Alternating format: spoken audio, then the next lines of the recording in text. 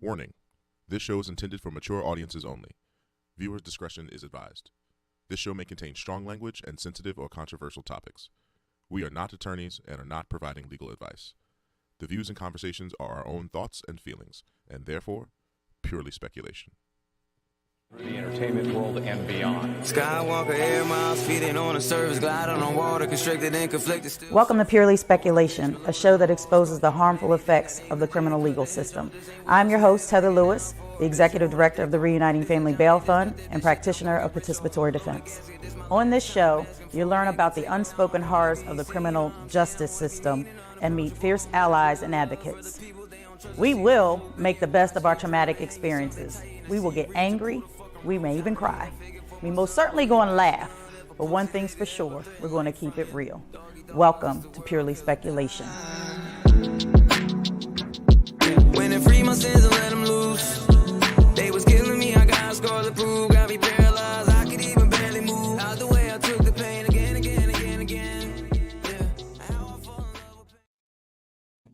Hey, y'all. Welcome. We are plugging along season 2, episode 8. It's truly amazing to still be hosting this show and bringing these phenomenal topics that we don't necessarily think about.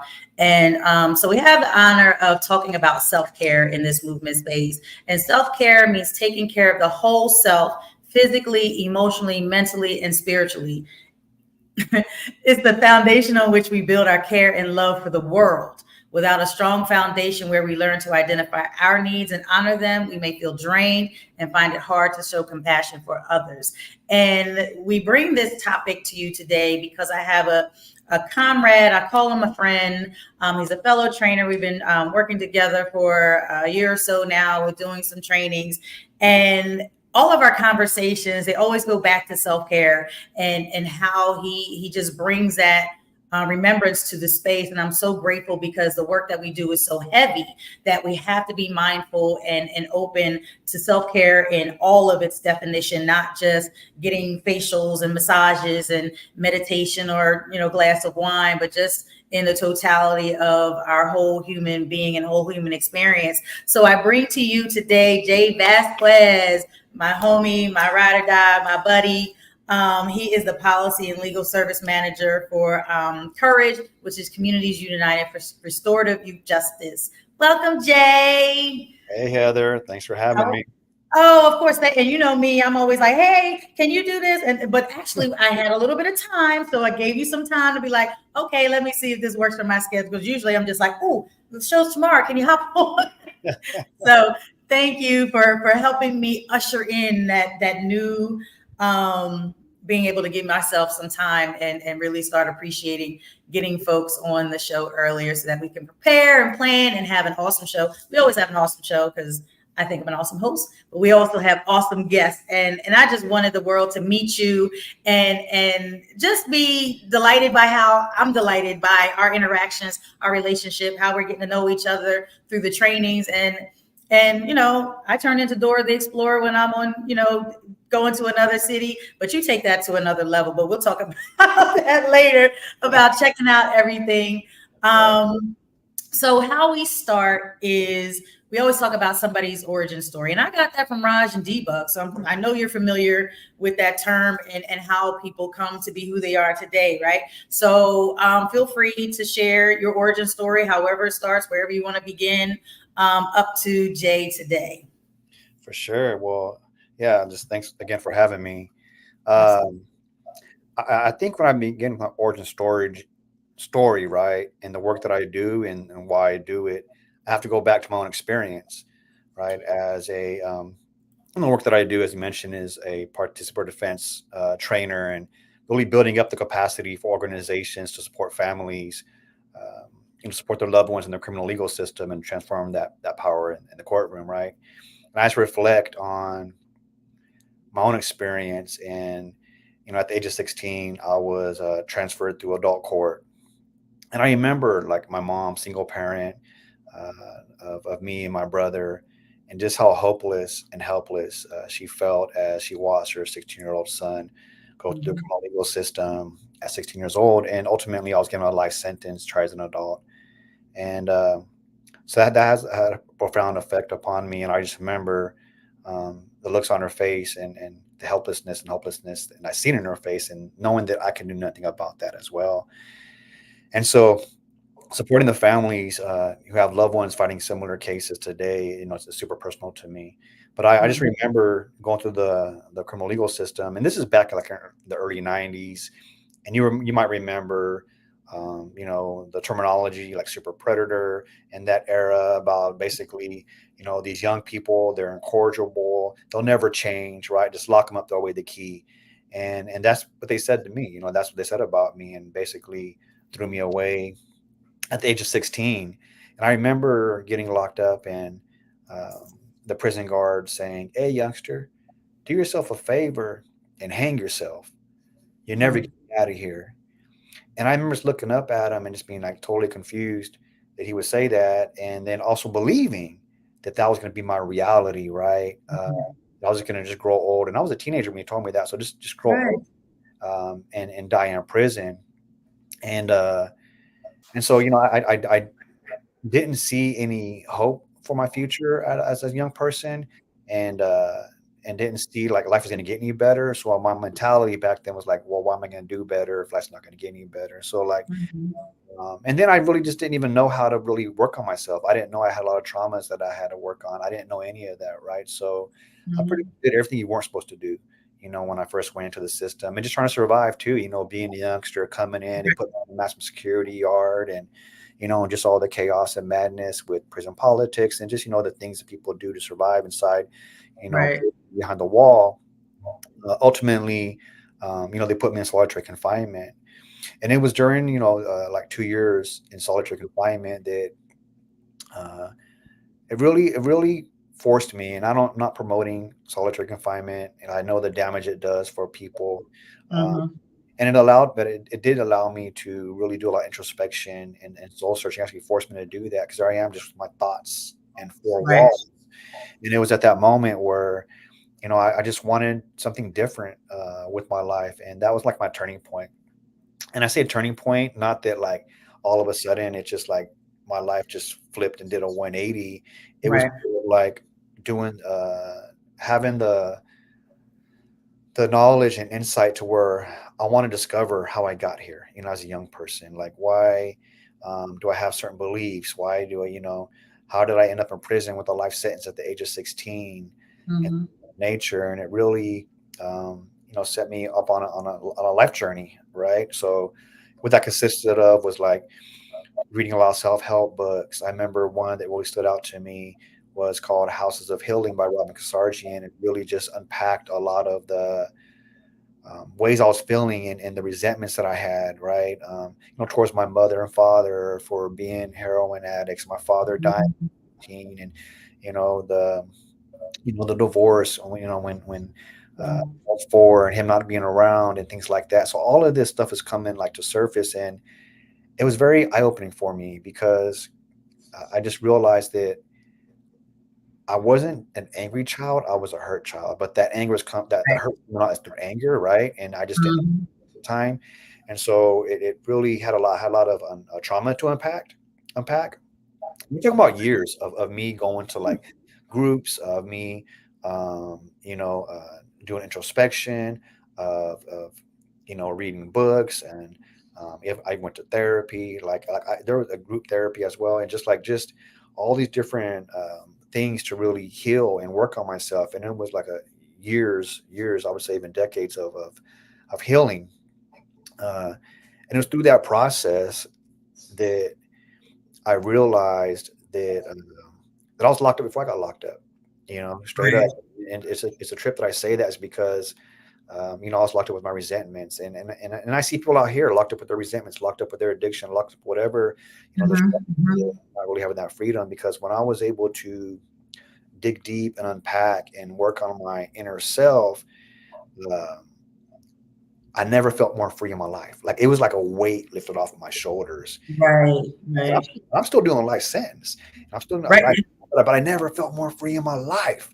Right. Right. Still Right. doing life sentence because I'm unpacking all of this trauma, childhood trauma that I just masked. I just masked and covered up and just ignored it, right? And then, um, there's a lot of reasons why I did that. I think part of it is 'cause I didn't know how to identify those feelings. I think part of it was, growing up and like in this patriarchal society where, men don't show weakness, men don't ask for Right. help, men don't cry and all of that stuff. And so just, bearing all of those very real human feelings and not understanding that that trauma needs a voice. It needs to be let out. And if you don't let it out in a healthy way, it's going to come out through like violence, either self-violence or other violence, or sometimes both. Right. Right. Self-violence could be like addiction, things like that. And then other Right. violence is like could be, physical violence against others. And that was my outlet and really understanding, making those connections on traumas and all that. So while I was incarcerated,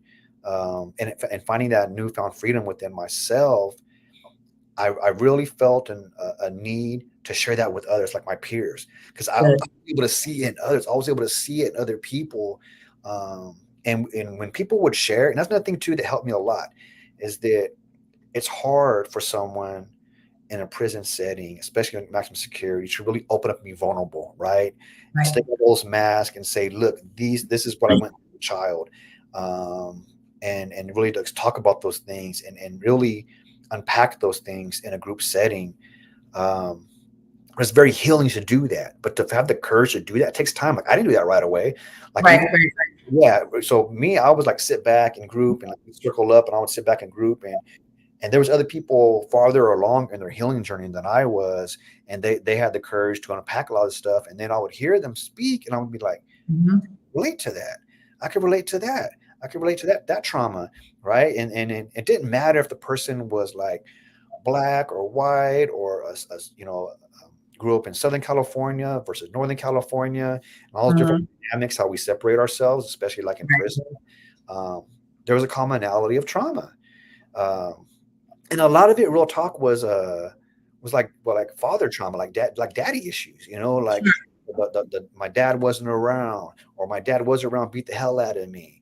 My dad was around but never told me he loved me, and Right. all these very real things that have a very profound impact on a young child, especially a male child, when they don't get that from their father. Um, and I saw a commonality, and I'm like, I'm hearing this way too much, and my own experiences also validates what people are saying. Um, and so when I got to a point where I was able to be really farther along on my healing journey and understand these connections and make these connections, right, into what led me to like join a gang when I was a teenager and the lifestyle that comes with that, which ultimately led to ends in prison at the age of 16, to make all those connections and really to challenge those beliefs, to challenge those masculinity traps about what it is to be a man. As I said, like you don't show weakness, you don't cry, you don't ask for help, things like that, right? To really shatter those and unlearn those things. Mhm. I wanted to help others on their journey and with the freedom that I had found behind the wall, right? Right. And what that looked like was creating curriculum, right? Creating curriculum. I Mhm. developed Okay.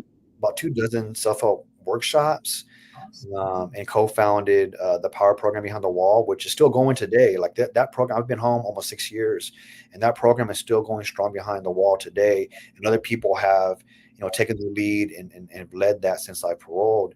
Um, Right. but it's a trip because by working on my inner freedom, that ultimately led to my physical freedom out here in the free community. Because in order to unpack all that, in order to, have insight into Mhm. the harm that I caused and understand that victimization that I caused, it also gave me motivation to not harm anymore, and also Right. to amends of those that I've harmed. Right. So like for me, accountability is not just being locked up. Like people say, oh, they need to be accountable, lock them up. That's not accountability. True accountability to me is someone that actually understands the harm that they created and has so much remorse for that harm they created. They want to make sure that never happens again.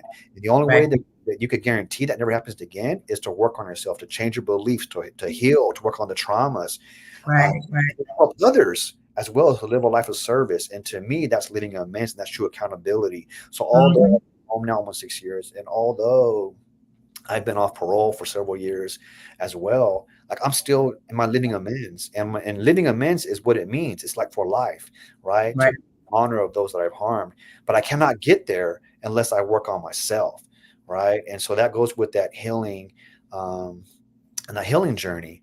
And that's ultimately what happened is I end up getting found suitable by the parole board, Right. end up coming home, and I'll share how like I got involved with courage as well. So when I came home, my biggest priority was getting my bachelor's degree, because when I was incarcerated at the time, they didn't really have much. Like, in California, they have a little more opportunity for people to get higher learning on upper division courses. Right. But when I was incarcerated, they only offer like lower division courses, especially at the institutions that I was at. So all I kept doing was taking lower division courses and not being able to advance to like a BA, and I ended up getting like 6 associate degrees. Because I love learning, because the triple learning is that the more I learned, the more I realized I didn't know shit. Because I was taking this course, I was like, well, I didn't know that. Oh, I didn't know that. And I'm like learning at the time as it goes, and like I don't know shit. So just like, well, I loved it. I loved that that learning, and I would say also that learning was actually very, very healing, especially like psychology classes, understand why people do what they do and the motivations. Connecting that to my own life was super, super helpful on my healing journey as well. So I definitely promote higher education for folks, especially for formerly incarcerated, while incarcerated, especially for Black and brown people, because when they first, here's another thing I'll share. When they first offered college at the prison I was at, I didn't take it. I didn't even do it, because I had the belief that I was not smart enough. And I had the belief even back then and that the college was for rich white people. Like I believed that. I believed that. That hey, it's not for me. Like, no one in my family had a college degree. Like my parents never got a college degree. They didn't even graduate high school. So it's like college to me was something rich white people did. So it's not for me. And then when I finally got the courage to and I'll share this real quick, and then I'll move on to like about with actually courage. But like my workout partner, his name was Sporty, and we always work out. And this person, like, he had ADHD. Nothing against people that ADHD, but he couldn't like hold a thought for more than like 2 seconds. Right? Like we I'll kid you not, like we in a conversation, we go over here, or like we work out together. Like me. People over here chasing butterflies. I'm like, Sporty, get over here. It's your set, because you got to go back to back with the pump going. You can't take too long break. Pull-ups and stuff. And in any event, so I went down to a lower level before him, and like 3 years later, he followed me, right? And we're walking the yard, and he was like, "Hey Jay," he was like, "Man, we was in conversation. He was like, I'm only one course away from getting my business certificate." And I looked at him, because he wasn't doing college. We're together, this is like 3 years later. And I looked at him like, "What?" And he goes, "Yeah, I started doing college after you left, and now I'm only one course away from my business certificate." Nice. I'm thinking to myself, if he could do it, I know I can do it. You know what I'm saying? Because he can't even hold a thought for more than 2 seconds. And he's passing these classes. And that's what it took for me to get the confidence that hey, if Sporty's doing it, I know I could do it.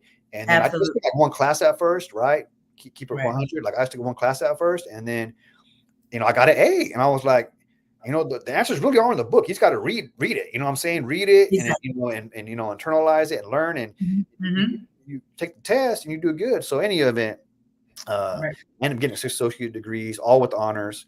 And when I paroled, I enrolled at San Francisco State University through Project Rebound. And Project Rebound, if it hadn't been for Project Rebound, that helps formerly incarcerated people navigate like the higher education system, CSU system specifically in California, I probably wouldn't have did it, because it was just so intimidating. Everything's online. I had never used the internet. And then the financing of it all. Well, the financing and just not understanding like this future world. Like I literally, it's like going to sleep at 16 years old and then waking up 25 years later. That's how it is stepping into the future. Like I stepped in the future, like from 93 to the end of 2018, November 2018, when I came home.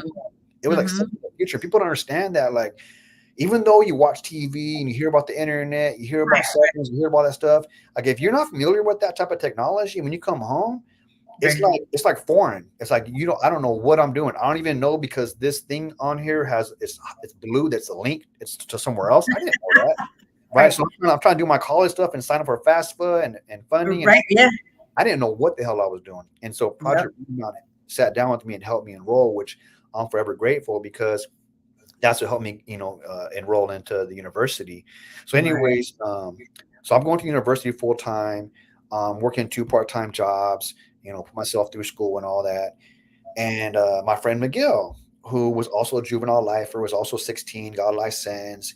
And I helped prepare him, matter of fact, for the parole board. We have like mock hearings, and I was like the dean commissioner that would like ask him the tough questions to prepare him for the parole board, right? And he ended up getting out before me. He ended up like paroling before me, and he ended up getting a job at church before me.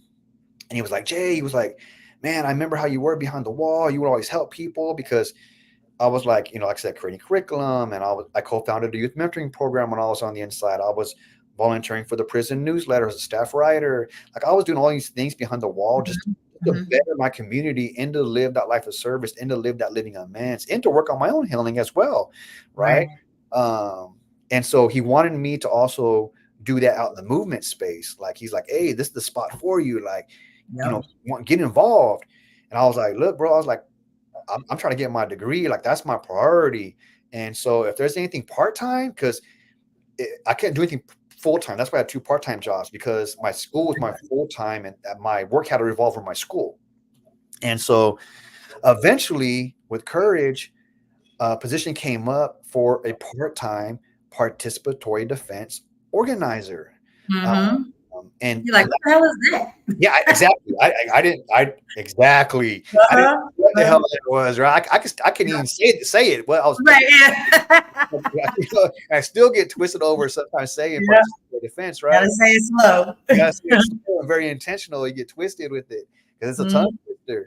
But so it was the first position there, because the staff of the organization just instinctively helped community members or other staff or their families support them while they're going through the criminal legal system. That's just like a natural instinct. Like, we're going to help you. Like, we're going to do what we can to have your back. But it wasn't formalized, right? It wasn't formalized how we, participatory defense is formalized and very structured and very supportive. You got this network, you got this national network. It was not like that. And so Courage wanted to become part of the participatory defense work and establish a hub in Oakland, California. That was the goal as well. But then, and they wanted a specific staff member to hold that down, because it was just different staff member doing the other jobs and then doing some, participatory defense support, court support just on their own time, right? And so they wanted a dedicated staff for that. And so I interviewed for the position. And really, like you said, I didn't know anything about it. Like, real talk. Like, when I was told it was for a participatory defense coordinator position, like, I started Googling what that was, and I found stuff like, I saw a TED Talks with Raj. He was that was helpful. I saw this little thing on how to put together a social bio packet with Ceci, like all these things on YouTube that there's very limited stuff, but I was like, educating myself on that. And then, but when I interviewed for it, I was like, it's to support families who are going through the criminal legal system. And I was like, I can do that. Like, I've been through the criminal legal system. Like, I can use my lived experience to support families, right? Especially here in California. So I was like with it. And then I remembered my mom, I shared, where like, I remember like how she felt hopeless and she felt helpless. And I was like, I want to change that. Participatory defense says we could change that. Like, it doesn't need to be that way. And I was like, I'm with that. And so I got sent down to San Jose to get trained up, by Debug, and they trained me up. And that's how I got involved with Courage and supporting families. And it's been a true blessing to be able to support families and to go into and establish the first hub in Oakland. And we did it as a coalition with All of Us or None, Legal Services for Children, which is an organization, Urban Peace Movement, and the Young Women's Freedom Center. So there's 4 organizations, and Courage was the 4th that established up in Oakland. It's still going strong, and now Rocky from Courage. It's a trip because Miguel brought me into Courage, and then my friend Rocky, who I knew for like 20-something years, he was also a lifer. When he came home, I got involved with Courage, and now Rocky's the one that leads our participatory defense work for Courage, and I supervise him, support him, as well as do capacity building, as you mentioned, for these trainings throughout the nation, right? So it's just super to come full circle. And if I could go back in time, right, like I definitely would do things differently, because I would want to take back that harm that I created, right? So I definitely for that I would do that. But knowing I can't do that, like none of us go back in time. So it's like, what could I do here today to live in honor of those I've harmed? And that goes not just my direct victims, but like my family. They're victims too when I left them. Right? So what could I do? And to be able to be in service and do the participant defense work and to support families, right? And to be that thought partner and to be that support for them is super important. And then I'm gonna tie that into the self-care too, right? Because like, well, before, because I got questions. Oh, do the questions. Because you said, we could have ended the show like 10 minutes ago, because everything that you shared from the time of your incarceration, solitary confinement, making that decision to start working on yourself, despite knowing that you could potentially spend the rest of your life in prison, that you still made a choice to be proactive and do something with yourself within the confines of those walls, right? And so, so you were answering my questions in my head as you were talking. So I was like, oh, okay, well, yeah. So you're an empath. And so that's also like how you were able to see the hurt and trauma in other people. You know, that's that empathic nature, and to be able to honor it, recognize it, honor it, and build on it and use it as a strength and not a weakness. Because like you said, men aren't supposed to be sensitive. Men aren't supposed to, have hurt and voice that hurt and share that they've been vulnerable and been hurt and taken advantage of, because that's just not a manly thing, so they say, right? But we're human beings and we're all susceptible to hurt, harm, and danger. So that journey was just like, okay, we can stop here. Like, that was just fucking phenomenal. Like, oh yeah, I can see, how that happens. But I always, when I talk to folks that have done like double-digit years incarceration, like the work that you guys do on self is so incredible. And it's like, I'm always like, how is there a way, like with our young people, like how do we trigger that where they don't have to do decades in prison to find that person? You know what I mean? How do we spark that in our young people prior to them making those life-altering choices that ultimately could either end their life, have them spend the rest of their life incarcerated, or doing decades away from their families? It's like, I always hear that. I'm like, wow, like, could we have gotten there? And like you said, you can't go back in time. None of us can. And it's like, what's that spark? Where's the switch that we can flip on in our young people to be like, hey, recognize that inner child or the inner hurt or whatever it is that's going on. And you're working with young people now. So I guess it's like, do you see, or can you see, are they open to, the trauma work and the healing work, being vulnerable and expressing? Or do you have to do decades in prison to, arrive there? Like, that just breaks my heart that we have phenomenal men and women that have become them phenomenal selves after doing decades in prison. Right. And I'll start with this, thank you for that question.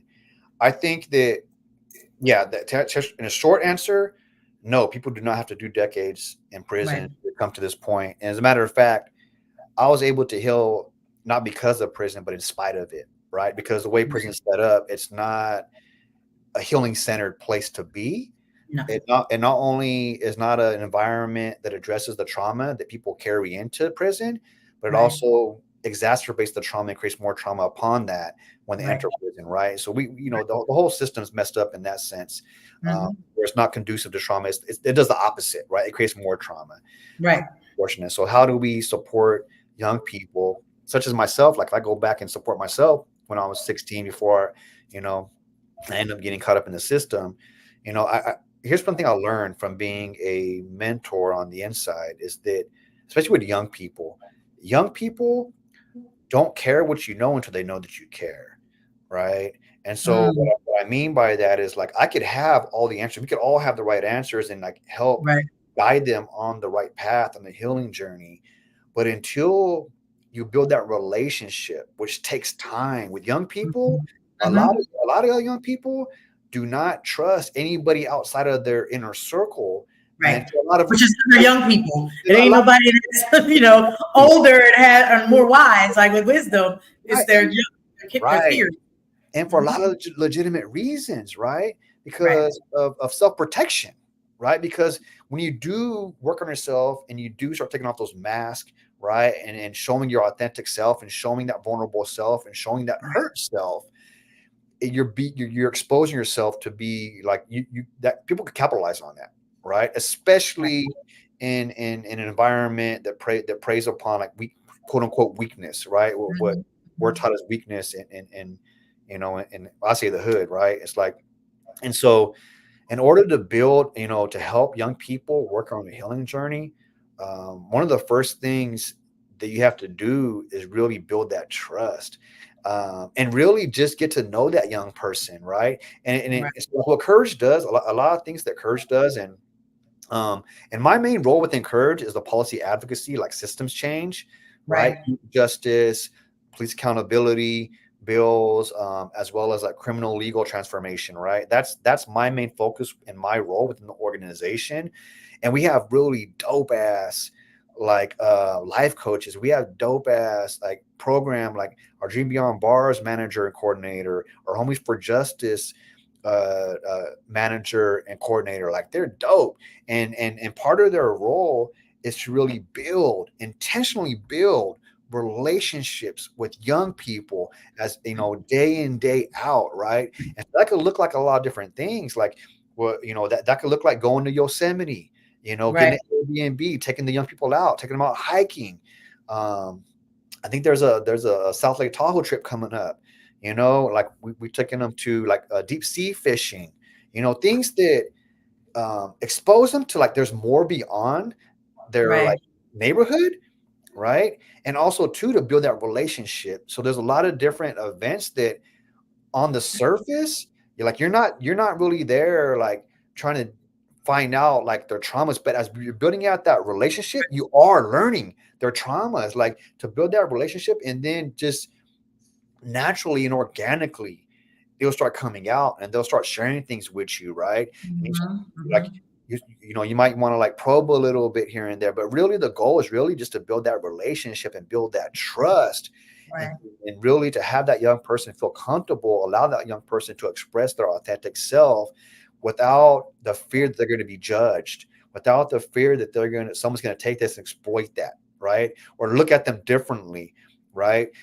As weak or whatever, right? Or these other things that we often put these labels on. So that's the first thing that I think needs to happen in order for young people to really be able to dig deep and really unpack a lot of the traumas that they have. And like I said, it takes time. And I would say that in the free community, that's where we need to do it. Like in prison, like unfortunately, like like you said, a lot of people that have been down, decades have done that work. But it didn't need to be that way. It didn't. You don't need to do those decades in order to do that really internal work and that healing journey. We're seeing it happen with Courage, with young people out here in the free community, right? And then you do have challenges too, out there in the free community, because young people are you can only be with them so much, right? You can only be with them so much, and they go back home where there could be trauma there, and that's our neighborhood, there could be trauma there, right? So it's like, how do we wrap young people with love and compassion and care, and be there for them as much as possible, and help them expand like their horizon and what they they can foresee. Like that's what we have our fellowship program is called Dream Beyond Bars, because we want young people to see beyond that, right? Because, it's sad to say that what's happening now is nothing new. Like I remember like growing up where like I didn't think I was going to live to 25 years old, know? And I knew that eventually I was going to go to prison, because that's all I seen in my community was people go to prison, people go to CYA, and people die, right? And so that's all I really seen. And so we really need to show young people today, especially in Black, Indigenous, and Latino communities, is that there's more beyond this, right? This is not, this does not have to be your entire world. You could see beyond the bars. You could dream beyond that, right? And be whatever you want to be. But I think most importantly, it's like, how do we help that young person in order to realize their full potential, there needs to be healing, right? Because when you're stuck in your traumas, it limits you, and we see that Right. time and again, right?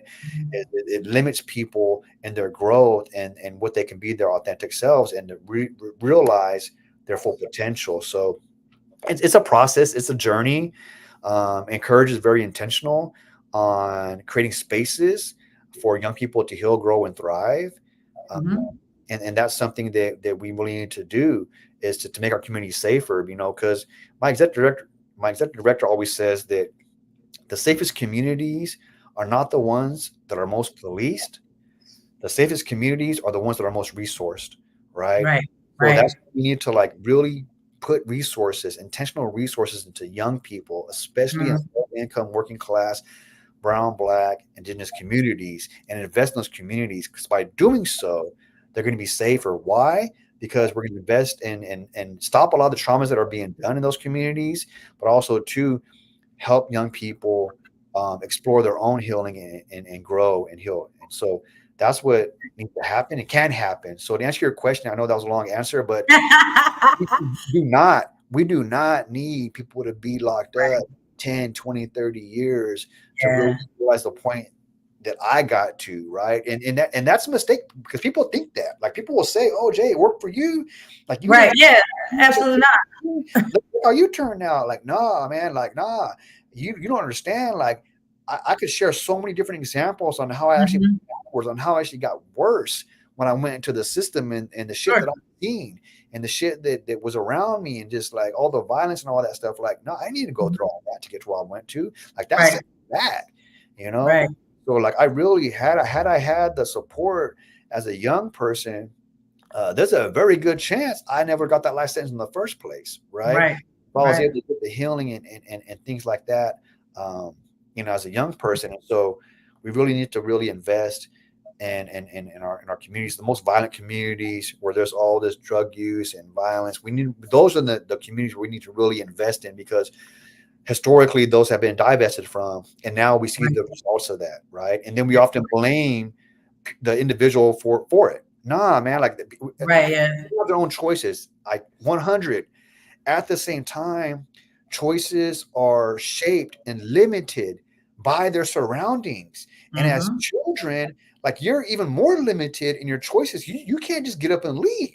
No, if Right. you're going to that Right. community, it's like, if your family can't afford it, you're stuck in that community. And what are you going to do? You got Right. to survive, right? So it's like, you really need to change the environments of those very, very, violence-ridden communities, and really and really put in a lot of healing in. And that's what Courage seeks to do. That's what Courage does on a daily basis with our violence interrupters, our life coaching, our youth Mhm. programs, and our systems change work, and our participatory defense work, right?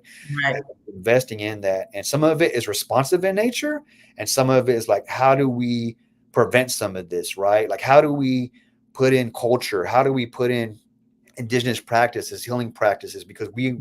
we understand that that culture is prevention, that culture is healing, right? And so, like, how do we put that back into the community, Right. especially if it's been robbed and displaced, and people have no idea of what that even means. Right. Right. Right. This is such a powerful conversation, and that's why I knew I had the right guy to talk about this, because you've put in the work. Like, you've put in the work. You're intentional about it. And given that you've done all that work, are you ever triggered? Because I know I'm triggered all the time. I'm Absolutely. still working on that, but I'm never like, I'm not surprised at the things that I see and hear, but I'm still shocked at the violent and brutal nature that other human beings, and I'm not just talking kids on the street, Right. gangbanging and stuff like that. We're talking about legislation and police officers and elected officials and people that we've trusted to put in power that are causing that harm and violence towards their citizens. You know what I'm saying? So that stuff, it just blows my mind. It never ceases to blow my mind. And I'm just like, what the fuck? So in this work, and you're doing it, you do your self-care, and you've done everything to get you to a healthy place. Is this work triggering for you? And how do you, especially with the young people? Absolutely. I mean, I'm only human, right? And Mhm. and so I feel anger. I still feel hurt. Like I feel those are very real human emotions. Like anger in Mhm. itself is not bad, Right. right? It's like, but how you project that, right? And you could have like righteous rage and be so angry at this unjust system, or when I see like families impacted by police violence and the police covering it up, the police lying about it, Right. and you have that badge, like you're that's supposed to mean something. At least that's what you tell us. Right. Right. Yet you'll lock up black and brown people, but when you commit violence, it's like there's no accountability, You're like, right? what? They just look at you. Yeah, the accountability that you say is like locking people up. There's no accountability Right. whatsoever. So that is very triggering. That is very triggering, right? Or Mhm. when I see that, or as you mentioned, the policy systems change work that I do in California at the state level, and seeing how like law enforcement associations and the power they wield over Right. our elected officials that are supposed to represent the people, and Mhm. these associations, right? How they just pour money into these political campaigns, and the elected official always say, well, yeah, I admit they gave me these thousands of dollars for my campaign, but that doesn't mean I got to vote what they do. But then you look at their voting record, and They do. wait a minute, it's like you're voting pretty much lying in step with what they want, right? So you say one thing, but the proof is in the pudding, right? And so, like, I look at people's behavior, like, you could tell me whatever with your mouth and your lip service, but I'm looking at your pattern of behavior, Right. right? And so, all of that is very, very triggering, especially when you see the same harm being done, and black, brown, indigenous communities that's been happening, and then understanding too. Like I majored in sociology, so I'm very like, and history, psychology is my Mhm. favorite subject, and then I would say history, and then even though I majored in sociology, I'll say that's my third favorite subject. But to understand like how the systems play into mass incarceration. Um, it's not intentional. I mean, it's not a mistake. It's not broken, right? It's very Right. intentional. Very intentional. Doing is what it's designed to do. Like the system is working perfectly the way Mhm. it's designed when you look at how it came about. And so Right. that in itself is very triggering. And that's why the system change that I do is to, and that's why I don't like to use the word reform, even though like I sometimes use that in different settings for like people understand the work that I do, but really it's Right. to dismantle this system, because in order for us to have a somewhat just system, we have to dismantle the current system, right? Absolutely. But, but, but Absolutely. but all of the things that I see on a daily basis and the work that I do is very triggering. It hurts and it gets me Mhm. angry. You know, Right. and Right. but I would say this was different though, because back when I was a teenager and I was triggered and I got angry, I just react. I just react. Now I respond. Right. So there's a Right. difference there. Right. Reacting is more just on straight emotions, right? And emotions drive me. Emotions drive me human behavior. At the Mhm. same time, like I'm not out there like going out there and hurting people and committing violence. Like when I was stuck in my Right. traumas, those are the things that I did as a young person, right? Right. But so I got to have an outlet, because I didn't really have much of an outlet as a young person. Mhm. And part of it is like, okay, I'm dealing with all of this stress and this vicarious trauma as well, right? Because when we're supporting families, Yes. going through the criminal legal system, and you see all the injustices that their loved one is going through, it's not happening to me directly, but it's Mhm. the family that I'm supporting. There's that Right. vicarious trauma that I carry for them, with them, Right. Right. um, or when we support families who have been impacted by police violence, like I carry that with them, right? And Mhm. so, there for me, there needs to be an outlet to be able to continue in this work, because I've seen people not have those outlets very effective in their own lives, and then they Right. burn themselves out. They burn Right. themselves out, and it's like we need people in the movement. We need it also to be sustainable. We need organizers to have sustainability for this movement, because there's always going to be a fire to put out. Always going to be a fire to put out, no matter what day it is. And that's one thing. And I understand that. And I accept that with the role that I have within Courage and in the movement space, is I don't have a 9 to 5 job. And I get that. And I accept that, right? Like I'll get calls Mhm. late at night, on the weekend, when I'm on vacation, from people from Right. prison. And I do my Right. best to answer those, because I know I can't call them back. Right. Right. Or like when I'm supporting a family or somebody, like I'm gonna do my best to answer that call, because they might need me in that moment, right? And so, and I understand that. And that is even more important why people in the movement space and why myself particularly need to really focus on my own self-care. Because if I don't do that, I'll burn myself out and then I'm no good to anybody. Like I won't be any good to myself. I won't be any good to the families that I support. I won't be good to my community. I won't be good to that living amends that I talked about earlier. Right.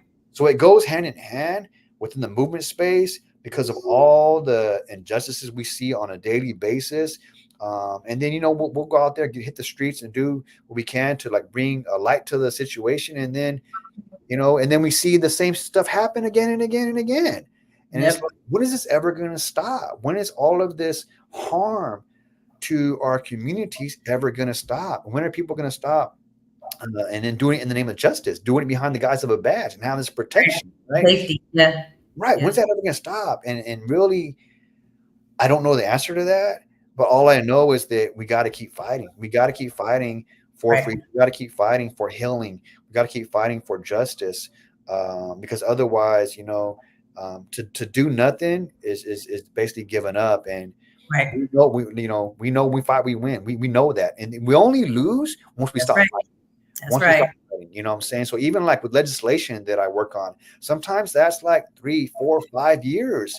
And the bill will die and we'll bring it back or resurrect it. Go back to the drawing board. Okay, that didn't work. Let's try this. Right? Because you only lose once you stop fighting. But in order to continue that fight, you got to have balance in your life. Right. You got to have balance in your life. You got to work on that social, emotional, spiritual nourishment. Like you got to be intentional on your spiritual. For me, I'm not a religious person by any means, but I'm a very spiritual person. Right. And what I mean by that is I'm not into like the organized religion, but if people are, that's their thing. It works for them. Right. For me, it doesn't. For me, it's more on a spiritual level, right? And what that means, like, it could mean for me being out in nature. It can mean definitely prayer, meditation. I do those things, right? Right. But those are the type of things that really work for me. It could be burning sage. It could be having sweetgrass, indigenous. You're checking off all the things I wrote down on here. I'm like, oh, sage, sweetgrass, restorative. Just checking off all this stuff. Like all that stuff is very, very healing for me. And, and we understand that like the people we serve with Courage is primarily like Black, Brown, Indigenous. And we understand that too. So like, for like touching into our Black Indigenous people, like bringing us the African drummers, that right there is very healing for people. Yes. Right. But especially for people that have that ancestry and that's what, have that connection and all that, right? So the cultural connection. And so it's super important that we prioritize self-care because in order for me to show up in my best way to support families, to do, to fight the system, I gotta show up in a way that allows me to show up in my full being. And the only way to do that is to make sure that I'm in balance. And the only way to make sure I'm in balance is to work on all the vicarious trauma, to all the times I'm triggered, to all the like the bullshit within the system. It's just to take time for myself. You got to take time for yourself and find that balance in order to have sustainability within the movement space. And that's one of the pillars of participatory defense, right? Is like if we don't empower and elevate those families to that level, because if it's just me, you, and the crew that we got, right, the folks that are in this movement space right now, if there's nobody coming up underneath us or behind us, you know what I mean, to fill in those ranks, you know what I mean, so that we can kind of, you know what I mean, take breaks. And it's like, okay, I need to step back. You're going to take this one, you know what I mean, where we've got those numbers. That is so critical. And not to say that it's not happening, you know what I mean? It absolutely is happening in that space. And that's why, like what you're saying is part of the reason why it's so critical that people do that healing work so that they can step into those spaces and be that person that you've been to them, to somebody else. Absolutely. You know what I mean? It's so powerful. So tell me, because I know we talked about it, but I know we're going to get into some details about the Sundance work that you do. Like that's just so cool. I love it. And so just tell us more about that. Yeah. So about 4 years ago, my executive director, George Galvez, he's been Sundancing for years, right? So he's been I didn't grow up with indigenous like practices. Like that was stolen from my ancestors, centuries ago with Spanish colonizers, and so I wasn't brought up in that way. So there's been that disconnect. But courage. If you look at like our logo, it's the medicine wheel, right? So it's the foundation of the organization is built on indigenous, specifically like native indigenous practices. And our ED like lives that. He's been living that for decades, right? And about 4 years ago, he was like, "Hey Jay," he was like, he goes, "You got our policy work down." He goes, "You got our like policy work down with youth justice, criminal legal transformation, police accountability." He goes, "You got that part of our organization down." He goes, "But I want you to learn about our foundation, right? What the roots of courage, right? The cultural roots based on indigenous practices, specifically like native indigenous practices, right?" I said, "Yeah, I'm with that." And he was like, "Okay." He goes, "Well, one of the best ways to do that is like to immerse yourself in a Sundance ceremony, and to serve as a firekeeper." So I didn't know what that was. So, he set up a call with Chief Albino, right? And his Chief Albino, his son is a medicine man. His son is the one that actually runs the Sundance. And this all happens in Pine Ridge Reservation, right, in South Dakota. I'd never been in South Dakota at the time. I knew nothing about like the Sundance ceremony, nothing like that, and as what it takes to be a firekeeper. And so I had a very, very real conversation with Chief Albino, who was like, "This is what it means to be a firekeeper." And then it's a commitment, right? And like basically, there's a sacred fire that you have to keep lit day and night for the duration of the ceremony. And the ceremony is like 8 days. The ceremony is 4 days, but there's 4 days of purification, so it's 8 days altogether. Like you light that lit for 8 days, 8 nights. It cannot go out, right? But there's more to it. Like you're also not just tending to that fire, because it's a sacred fire. Like that fire is the heart of the ceremony. But also too, you're supporting the sun dancers, because these sun dancers, like they fast, they don't drink water, they don't eat for 4 days. They're dancing sun up to sundown, because ultimately the Sundance ceremony is about sacrifice, suffering, and endurance. Right. And so I'm like I really didn't understand the full suffering part. But every time I go now, I'm like, why am I doing this? Like, why am I putting myself through this? You're about to burn up. It's like, dang, you're out there, you're basically camping, right? You're in the Badlands, first of all. And in the Badlands is not the original homelands of like the Lakota people and all that, right? Like they come from like the Black Hills, where it's beautiful out there, but because of displacement and because of the reservation and reservations were like they were the place that like basically it was like incarceration. Like, you go to you go here and you cannot leave. If you leave the reservation, you're going to be hunted down, and if you put up resistance, you could be killed, right? So you're basically, and the quality of the land. It was a quality land. Exactly. So it's like, we're going to put you over here in this prison, this reservation, right? There's nothing out there. It's like rattlesnakes. There's like nothing really grows out there. And here you go, survive, families, children, elders, you go out there. We're going to take over your good land, right? And that's what they did. That's what they did, right? And in any event, so it's out there in the Badlands. So the land is very like, it's harsh. It's harsh out there in the Badlands. Like we go during the summertime, right? So the days are super long. And super hot. But then within that, over there in that type of area, there's these thunderstorms that come. There's these thunderstorms with hail. It's the first time I've seen like literally golf ball size hail. Like literally golf ball size hail. Like it dented up trucks that were there. Like it dented them all up. Right. And this is in the middle of summer, so it'll be hella hot. And then all of a sudden, like you'll see off on the horizon, because you could see very, very far out there, And the native people, like, they got it down to a science. They're like, they look at the clouds, they're like, oh yeah, let's make sure all the teepees and the tents are like, down, because there's a storm coming in a couple hours. And I'm looking and I'm like, it's like 90 degrees. One cloud out there. It's like 90 degrees. It's hella hot. There's like blue skies, and they're looking way off yonder, and they, you know, and they see something out there, right? Sure as shit. 2 hours later, a big ass storm comes. It's like wind, and there's hail, and there's thunder, and there's lightning. Right.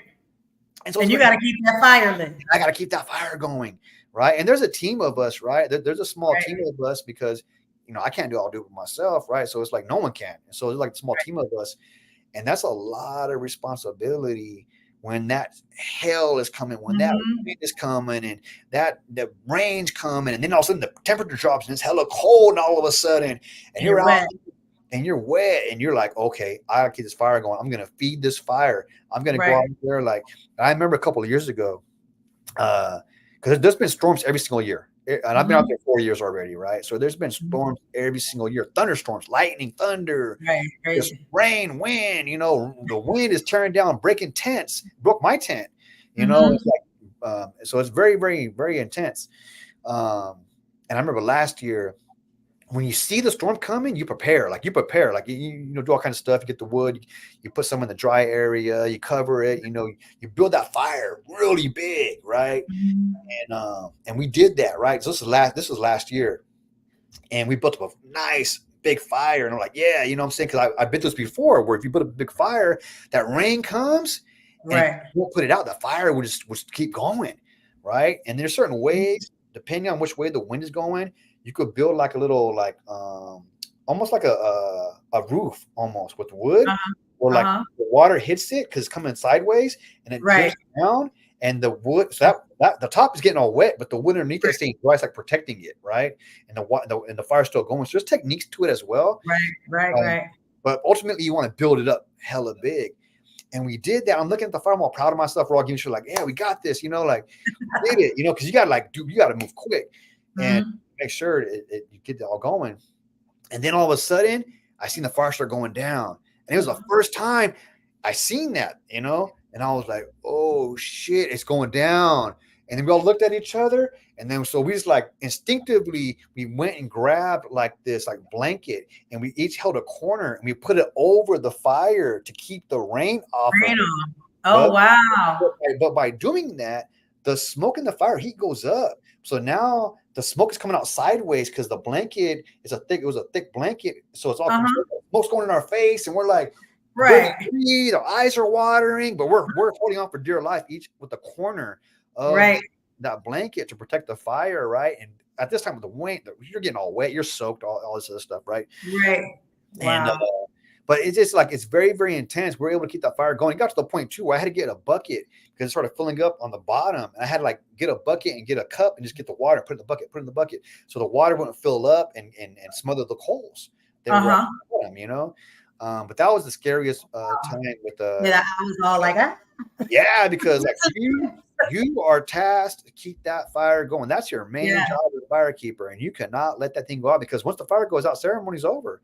And people have made commitments to Sundance. Right. Very, very serious commitments. People at Sundance, if they're like, mom got cancer, and they're, you know, they want to ask the creator to heal their mom or heal their community. Like, these are very, very real commitments people are making, and you got to support them, keep that sacred fire going. So it's a very humbling experience, but also too, you learn a lot. You know, when you're out there and you're out there in the Badlands, and just you in that fire, or you're pulling on a night shift where you're up all night with that fire. You one of the person, everybody else is asleep, and that fire is going.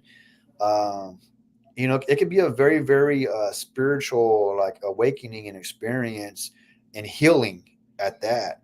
You know, I'll keep it real. At the end of it, I'm like, I'm glad. I'm ready to go back to civilization. I'm ready to go back for a shower. I'm ready to go back for a nice bed. Like, I'm ready to go back. Right. At the same time, though, that experience, it does help me understand, like, connect to my own, you know, indigenous roots, as well as, you know, and my own healing and that experience. And to bring that back to my community, to bring that back to the organization, to bring that back to my family, right?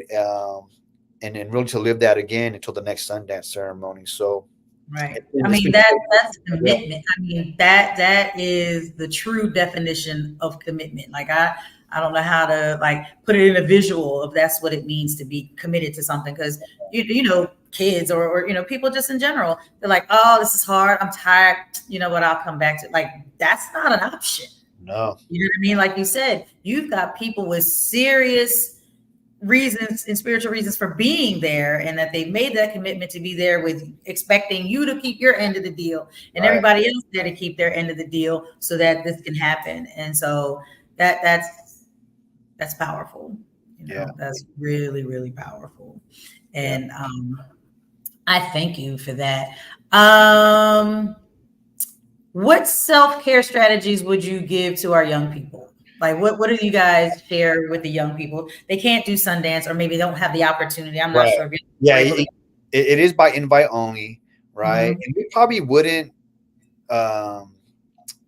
It's a big commitment, like you said, and we got to really know someone's going to stay committed for that. Basically, we're out in the Badlands like 9 days. Because we stay after to break down camp as well. A young person to commit to that is probably it's a little too much. Right? We wouldn't ask them to go out to Sundance, but what we do is a NEPI though. A NEPI is sweat lodge, right? Okay. So we definitely are creating more opportunities for our young people to have that NEPI experience. As a matter of fact, a couple of months ago, I was privileged enough. Chief Albino flew down from New Mexico, and he guided us to build an NEPI, a sweat lodge, in the heart of Oakland, like in the hood, like wow. So one of our co-founders, Mike Muscadine, he volunteered his backyard. He bought a house. He's like, you guys could use my backyard for a ceremony, right? So he was able to he allowed us to do that. So part of it is like allowing our young people to have that experience through the NEPI, through the sweat lodge, to have that spiritual experience and to have that self-care. Especially like when they're going through stuff, especially like when maybe their friend was just murdered or incarcerated or things like that. So like, how do we create these spaces and through like indigenous practices for our young people to have that healing, right? So that's something that we've been very intentional about. We want to scale up, provide those NEPI experiences for our like Dream Beyond Bars fellows and our Homies for Justice fellows, and for community as well, but primarily for our young people and the people that are within our programs to give that experience for them. Right. Yeah, no, that's so powerful. So powerful. Thank you. But and also too, I'll just say this, but in addition to that, like I said, nature is super big. And when you go back to like indigenous practices, they were like the caretakers and stewards of nature because they understood the connection there, right? The energy that's in nature. They understood that. Right. Our ancestors understood that. African ancestors understood that, right? And so that's something that, like, when we take them out for hikes, we take them out in the mountains, things like that, to the lake, things like that. That is also part of the healing process that we help with young people on those type of experiences. Absolutely.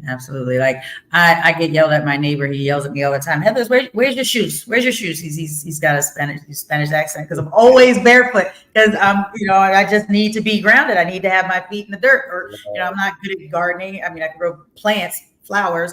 Haven't been real successful with growing food. I'll share this one thing too. We have a community garden too. We have a community. We have a community garden that we're able to reclaim with courage, and we grow stuff there. We have healing circles there. Right. We have a community garden in the heart of the city because it really is like a concrete jungle. Like you look around, it's like a concrete jungle. So to have a space where you could grow, even some of the sacred medicines or like some vegetables, things like that, and to be in that little space is also healing for our young people. Absolutely. Well, Jay, thank you so much for sharing and being vulnerable and taking this journey with us. So we have a segment that's called What the Fuck? And so it's like, a thing. It could be something good or like what the fuck is hot as hell out here? Like you told me, like your glasses were melting. Oh yeah. That was a what the fuck moment. It's usually when somebody tells me, I'm like, what the fuck? Like, so is there something in your experience that, makes you scratch your head? Say, what the fuck? Yeah. Well, just recently, right? Because I was at the Capitol today and I was doing advocacy. And one of the things I was advocating for is because just recently there's been some litigation. And I'll be real quick about it. Proposition 57 passed like 2016 California.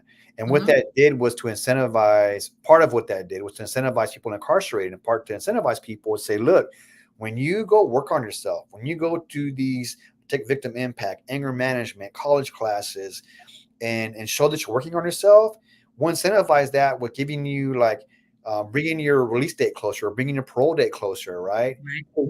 The system knows already they're giving you these outlandish sentences anyway. So basically, it's like you're doing the time we want you to do anyways, right? Right. But just recently, a foundation sued the Department of Corrections and said, look, that proposition was never meant for people with indeterminate sentences, which means that like someone that's doing life, they should not get those dates moved up. Well, the problem is people have already gone home off of that. And problem is that people that like I've worked with themselves, like there's a person that I've been working with, right, where he's been doing tremendous healing work on the inside and helping others. As a result of that, he was found suitable by the parole board, right? Well, his family, his mom was there to pick him up. And guess what? They kept him inside prison. And they kept him inside prison. This person was already found suitable to come home, like deemed safe to release. But because of this litigation, and the courts ruled, and it's still ongoing litigation, right? But until this litigation is finalized, they're keeping people like Lance, the person I was working with, still incarcerated. And I'm like, what the fuck? Like this person has already been found suitable by the parole board. Yeah. Why the fuck is this person still locked up? Just based on the court case that needs to be worked out, right? And it costs, in California, it costs $132,000 a year to incarcerate somebody. California's in a budget crisis right now. And you're telling me because this litigation, you're going to keep lancing like 200 people a year locked up after they're already deemed safe to release based on this fucked up litigation, and you're going to spend $132,000 of our taxpayer dollars to keep this person when this has been determined this person can be safely released. Like what the fuck? And so like that was a very real what the fuck moment for me. It's like, why are we keeping these people still incarcerated, $132,000 a year to keep them incarcerated when they've already been deemed safe to be released by the parole board? I went to the parole board. It's not an easy thing to do to get found suitable. It's not easy, right? And so a lot of them are ex-law enforcement. A lot of them, like you got to dig deep into your child. It's all kinds of, you got to go through a psych evaluation, all this to go through. And yet these people are still being kept captive, right, by the state of this litigation. And the crazy part about it is the legislature has the authority to do some type of emergency regulation and statute to say, you know what? No, if a person has been found suitable, they should go home, right? They should go back to figure that shit out later. Well, exactly. Figure that shit out later. Why are they still locked up, right? But anyways, that's a real what the fuck moment. Now it's heavy on my mind because I was at the Capitol today. Beyond that. Yeah. And maybe, with cases to campaigns and things like that, like just share that out. Like if there's some graphics or whatever, like we can amplify that. And, I know it's in California, but we just, put some pressure on whoever to amplify that. Cause that's some bullshit, but like I said, I don't remember the gentleman's name or what state it is, but he is still, up for execution next month, despite the DA and despite all of this evidence proving his innocence. The DA is saying, no, let this guy go. Again, the parole board, everybody is on board with releasing this guy, but the Supreme Court is refusing. It's like he's passed his dates and all that, PCRAs or whatever. And it's just like, okay, I don't give a fuck that he's innocent. I don't give a fuck that you got the person that committed the crime. We've got one and we're about to execute him next month. That's a tragedy, and that's why the whole death penalty, the states that do have it need to get rid of that shit. For that reason, you're killing innocent people, like literally killing innocent people, and then even the people that do commit horrendous crimes, right? Because I believe every murder is horrendous. My own murder, I believe that, right? But to say to the message that we're going to kill you to show that killing is wrong. Right. Look, that don't even make sense. We're going to kill you to show that killing is wrong. That don't make sense. It's not a deterrent. It doesn't. The research doesn't show that, right? And then you got innocent people being killed by the state. it doesn't make sense. It was meant to be a civilized nation. I mean, you go to other like European countries, they've been outlawed that shit because they realize how fucked up it is. They realize innocent people are being killed by the state, and they also realize how the racial bias is baked in every step of the way, right? And they also understand it's not a deterrence, right? And so it's like it doesn't, and it's hell of expensive. It's hell of right? Yeah. It's hell of expensive to make someone go through death row and all that stuff. So it's just, it doesn't make fiscal sense. It doesn't make moral sense. And I'm sorry to hear that. It's just a tragedy. Yeah, it is. It's just, and like I said, as I was looking there's a website that literally has a listing of people that are up for execution. So it's like, it's really fucked up. But that's a topic for a whole nother show that will need a whole nother host of self-care and grounding work to recuperate from. You know what I mean? And that's why we need self-care for stuff like that. That's why we need it straight up. Absolutely. And I thank you for highlighting that. I thank you for always in those spaces, being that voice, you know what I mean? And it's usually, a she, her, like you said, it's usually a she, her that talks about vulnerability and talks about these things that, are maybe softer or, you know what I mean? Just expose our feelings and being more in touch with our feelings. And I'm so grateful that you are always that voice that is a he, him that's speaking up to those vulnerable spaces. So I thank you for that. You are a blessing for that. Thank you for being on this show. I hope you enjoyed it. We'll definitely have you back because we have loads to talk about. And before I forget, so if you have not checked out our last episode, it was season 2, episode 7 with Tim Brown, who was with Philly Neighborhood Networks. And I didn't even get a chance to talk to you about voting and all that stuff, Jay. Like that's a whole, with the legislative work that you do and everything, and really impressing upon our young people the importance of voting. I hope that they're seeing it and receiving it and getting registered to vote and using their voice and hopefully seeing the policies that you're creating, how their voice and their vote can help get those things passed and those changes. We'll talk about that next time because we've got, pretty powerful election coming up. So hopefully we'll talk to you before then. All right. I'm looking forward to it. All right. Well, thank you. Don't hang up. And to everybody watching, love you. Thank you. Peace. Till next time. Peace. Thank you for tuning in to this episode of Purely Speculation. If you learned something, share something. Please like, follow, and share this show. The more our communities know, the more they are empowered and the faster we can create change.